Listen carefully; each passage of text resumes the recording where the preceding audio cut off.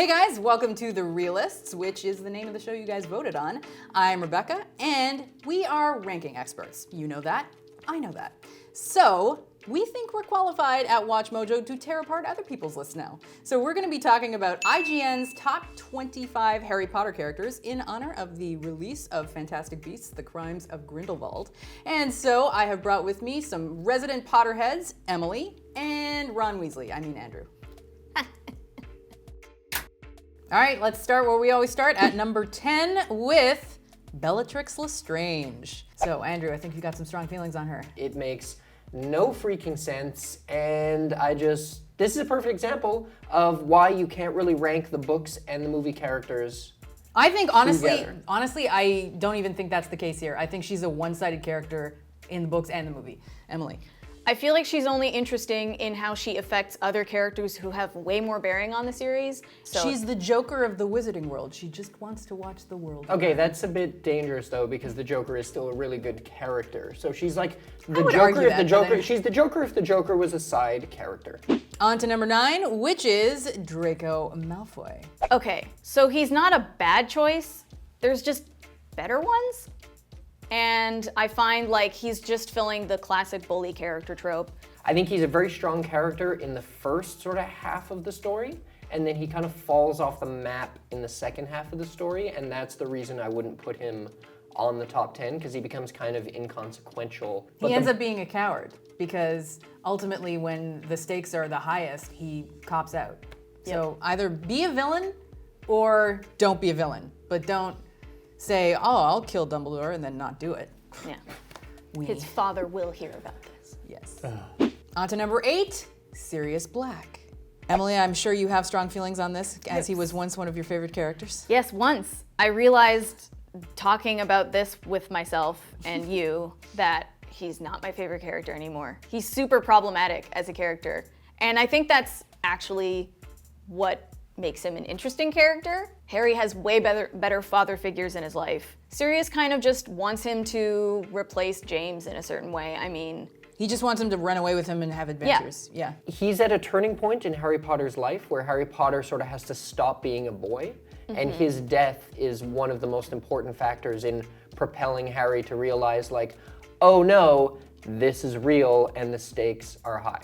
Number 7 is Voldemort, and I wonder if they mean Voldemort or Tom Riddle, but because they have written Voldemort, I'm going to assume it's Voldemort, and for me, that's way less interesting than Tom Riddle. You know they're the same person, right? Well, he has a character arc, whereas Voldemort is just this big bad from day one. So I think Tom Riddle is a much more interesting character if you look at it from that whole perspective, but Voldemort is boring.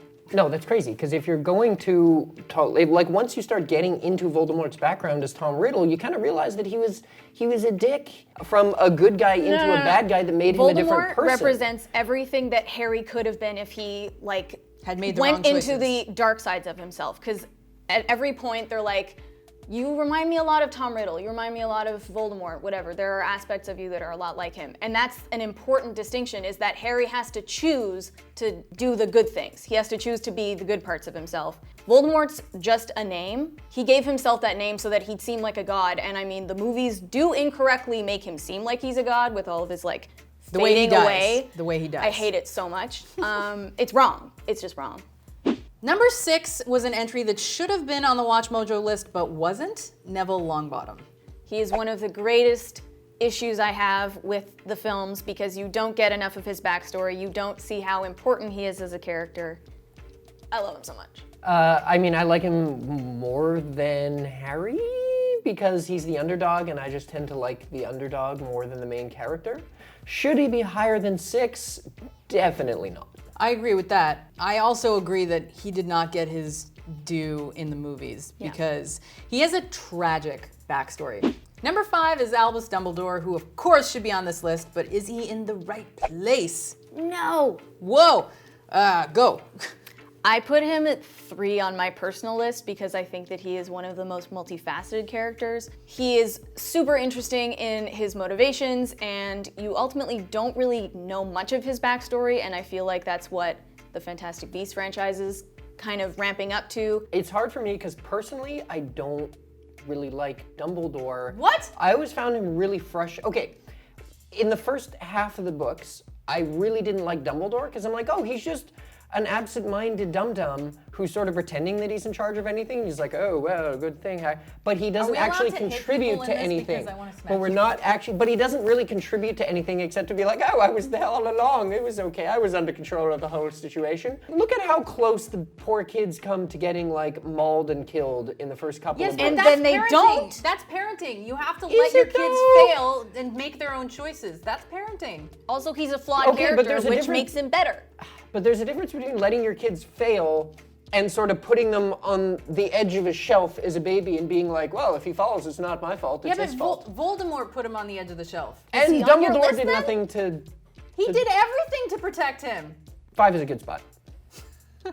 Number 4, the underrated Severus Snape, who should be way higher, in my opinion. I mean, WatchMojo put Snape at number 1 on our original list. And I stand by that. I know, I do also. I think Snape is my favorite character. He's the most interesting character. He has the best arc. Like, come on, he's number 1. I feel like people have the most passionate opinions about him.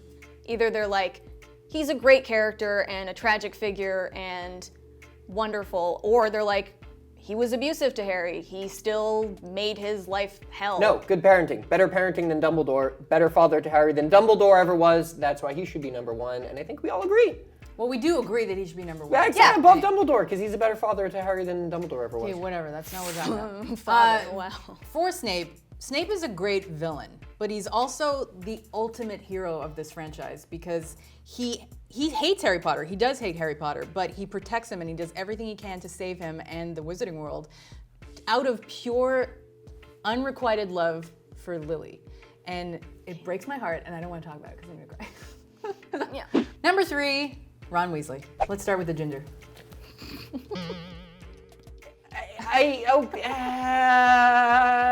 right, let's do that again. Ron, Let's start with the ginger. I mean, he kind of has to be number 3, although I don't know, I don't want him at number I don't 3, think but he I don't needs know to where be else 3. to put him. He needs to be on the list, He needs- obviously, but I don't know, he's all over the place. He's a scrub, he's cool, he's a scrub, he's cool, like, he's all over the place. And for me, I don't really know where else to put him. Maybe you don't like Ron as much because he wasn't properly portrayed in the films. yeah, movie Ron is definitely not as interesting as Yeah. book Ron. He's only used for comedic effect until he's like, you love Hermione, I'm not friends with you anymore, I hate this, and I'm just like, get out. He's that character where you're like, right, I kind of feel like I'm comparing myself to my siblings a lot, and you know, it's tough. Number 2, Hermione Granger. I do agree that Hermione should be higher than Ron. No one would have gotten anywhere if it weren't for Hermione. If they'd listened to her a couple of times, maybe stuff wouldn't have happened. Department of Mysteries, maybe. I think it's important that she is a Muggle-born, but as you said, the most brilliant witch of her age. So she shows that you do not have to be a pureblood to be a really effective and good witch. So she's only on 2 because of this list. She's not 2 in where we would actually put her. But she could have been the token girl. She's not. She could have been the token smart character who just solves problems, and she's not. She's super brave. She's like a quintessential Gryffindor. Number 1, the ultimate cop-out, Harry Potter. Oh, you don't say Harry Potter's number 1 on the top 10 Harry Potter characters list. Ugh. I agree with you also, but I went over this. He's not the best character in the books by like a mile. Fair enough. I think he has to be 2 because he's the central figure, but he's so frustrating to read. I can't deal with Harry sometimes. He's just like, I'm just so angry all the time. But I mean, the point being that it is a franchise about kids. He could have been a Slytherin. Yes, and that would have been a much more interesting story. I remember when I finished reading the books, I was like, this would have been much better if he was Slytherin and had been leaning into But the then dark it just side would have way been harder. the Tom Riddle story. What I said before. disagree. You should have listened to No, but it can be whatever the writer wants it to be. Rowling can write whatever the hell she wants. Rolling. Rowling, sorry. Oh, I've always said Rowling. Well, you've always been wrong. Oh, okay. When you look at the IGN top 10, what's the first thing you think? That it's definitely not a top 10, and they kind of copped out by moving some stuff into their, like, you know, past 10 No, they're not fans. They're not fans. Not real ones. Why? Nope. It's like the textbook characters to put in, and honestly, that's not what a top 10 Harry Potter character should be. Well, that's us tearing apart the IGN Top 25 Harry Potter Characters list. Thank you guys so much for joining us, and be sure to check out the rest of our Wizarding World content, our Top 10 Harry Potter characters, and be sure to comment in the comments what your favorite Harry Potter character is. Thank you guys for joining me, and I'll see you next time.